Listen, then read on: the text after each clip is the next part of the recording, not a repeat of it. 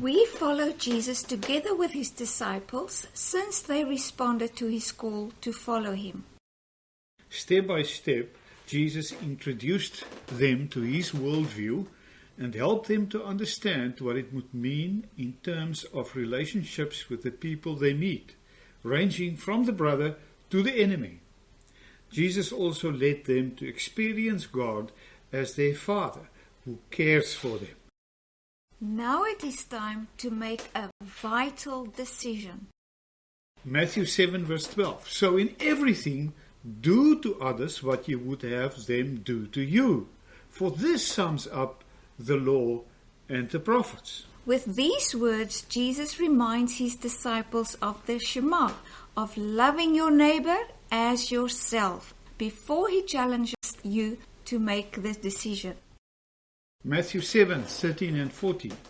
Enter through the narrow gate, for wide is the gate, and broad is the road that leads to destruction, and many enter through it.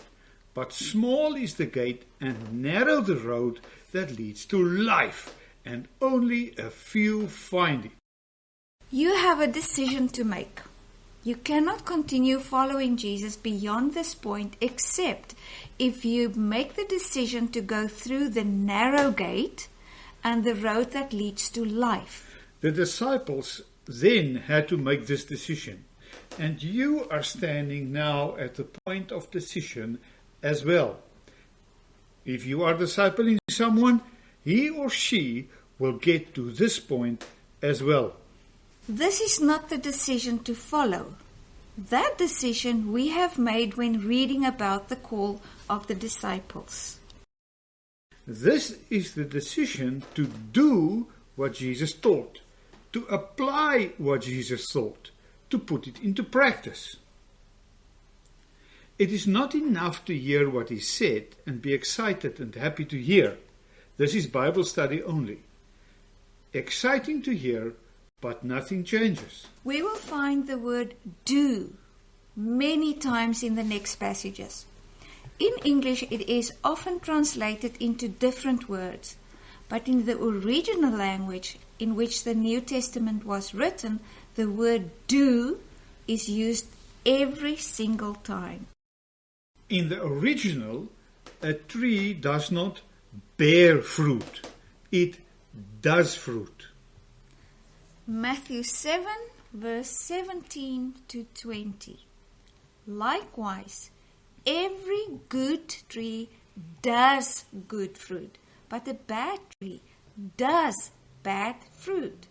A good tree cannot do bad fruit, and a bad tree cannot do good fruit. Every tree that does not do good fruit is cut down and thrown into the fire. Thus, by their fruit you will recognize them. Matthew 7 verse 21. Not everyone who says to me, Lord, Lord, will enter into the kingdom of heaven, but only he who does the will of my Father who is in heaven. Matthew 7 verse 24 to 27. Therefore everyone who hears these words of mine and does them is like a wise man who built his house on the rock.